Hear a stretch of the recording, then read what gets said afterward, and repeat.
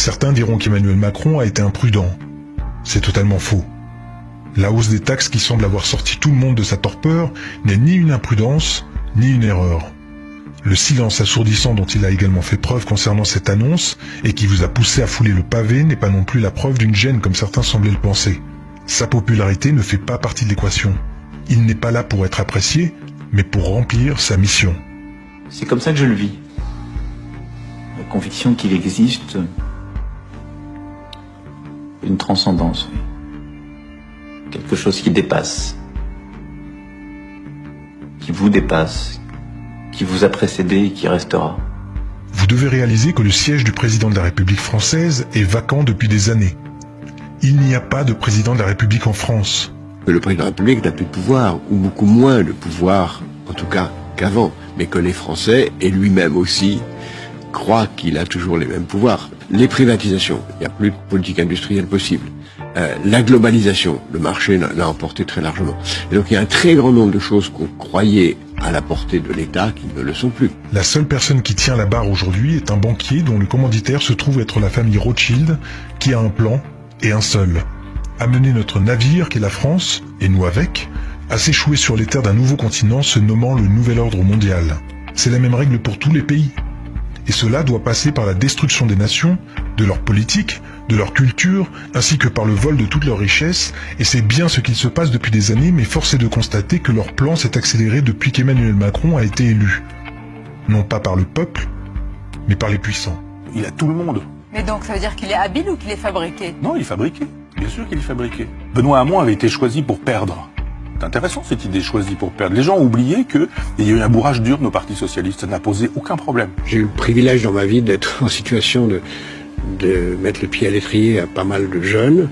Je crois qu'Emmanuel Macron a tout à fait le talent pour être un présidentiable un jour. Un bourrage d'urne. Pourquoi fait-on un bourrage d'urne au Parti Socialiste? C'est quand même étonnant, ça. Non, il y a eu un bourrage d'urne. On a expliqué en 24 heures qu'on avait mal compté, qu'il a fallu recompter, etc. Mon deuil.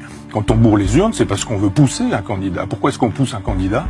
En faisant de telle sorte qu'il puisse descendre tellement bas que ça ouvre la route à Macron, dont on découvre aujourd'hui. Ils nous écoutent un peu ce soir et se disent, oh là là, Michel Onfray, il est un peu complotiste. Je vous donne des faits. Lorsque vous entendez dire qu'il travaillait avant pour la banque Rothschild, ça n'est pas une information anecdotique que l'on peut placer sur son CV. Si Macron est au pouvoir aujourd'hui, considérez que toutes ses décisions sont la parole de ses maîtres. Sa mission n'a rien de politique, elle est idéologique. Il n'est pas là pour nous trouver des solutions puisqu'il a déjà une mission. Et si vous pensez que le dialogue est encore possible avec son gouvernement, vous manquez, volontairement ou non, de clairvoyance. Ce n'est pourtant pas faute de nous avoir prévenus. Your family committed all these acts against society, but we just want to let you know the New World Order has no legitimacy, and that we as a people are not afraid, and we are waking up to the robber barons and the big banksters who are looting this economy with the Federal Reserve. Well, puisque l'on est sur les Rothschild, un élément que beaucoup n'ont pas identifié et qui relève pourtant d'une importance extrême, leur société a récemment vendu toutes leurs fiducies. On parle bien des Rothschild, et pas d'un petit groupe de traders, et cette info est passée quasi inaperçue. Je n'ai pas les compétences financières pour vous en faire un cours, mais lorsque les maîtres de ce monde se mettent à tout liquider d'un coup, il y a de quoi s'inquiéter. Et ce n'est pas sans rappeler ce qui précéda les nombreuses crises financières passées, ainsi que les grandes guerres. Un autre élément à prendre en compte est la dédollarisation actuelle de Moscou et de la Chine. У нас нет цели уходить от доллара.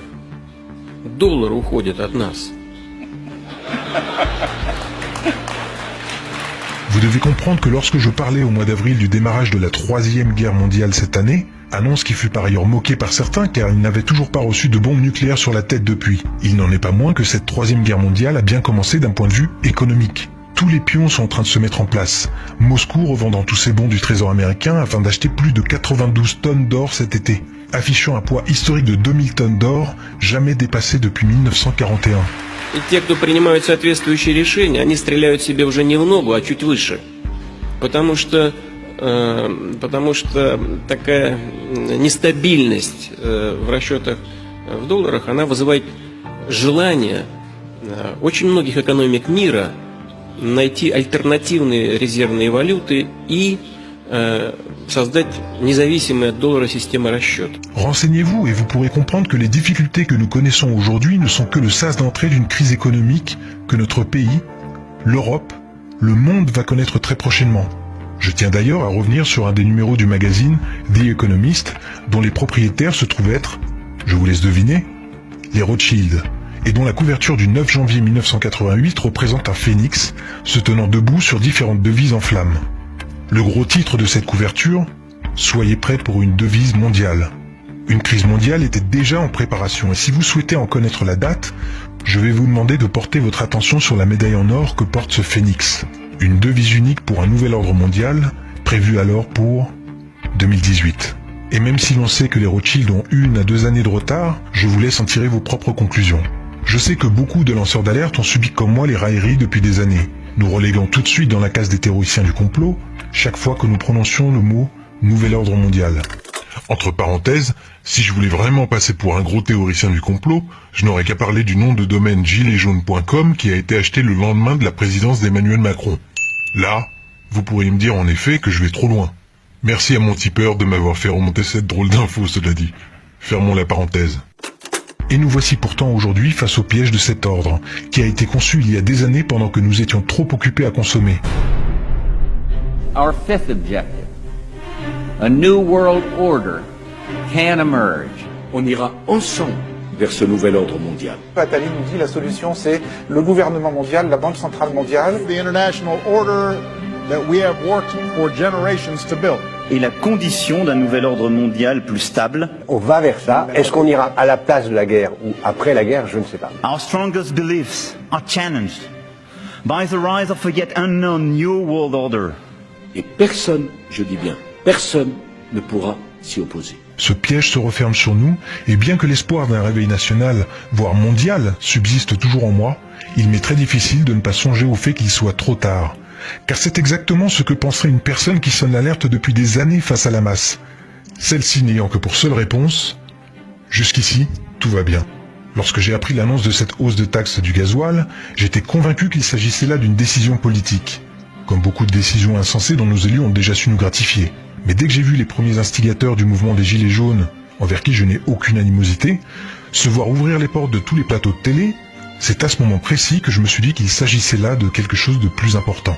Je me vois encore parler avec ma femme. Mes questions n'étaient pas « vont-ils être entendus ?» Je ne me suis pas non plus dit « c'est génial qu'ils aient réussi à se retrouver face aux Français ». Les questions qui me sont venues en tête sont « comment se fait-il qu'un mouvement citoyen puisse se retrouver devant les caméras des masses médias ?» Pourquoi toutes les chaînes télé relaient ce mouvement lorsqu'on a eu la preuve durant des années de leur faculté à étouffer toutes les affaires gênantes pour le pouvoir en place? En quoi son métier de banquier d'affaires peut aider Macron à être efficace en politique? On est amené aussi beaucoup, et ça c'est, j'allais dire heureusement ou malheureusement, utile en politique, à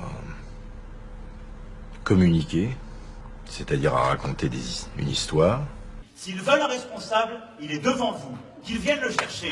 Donc on y apprend d'une certaine façon aussi des techniques de... pas de manipulation de l'opinion, mais de... un petit peu. Vous la connaissez.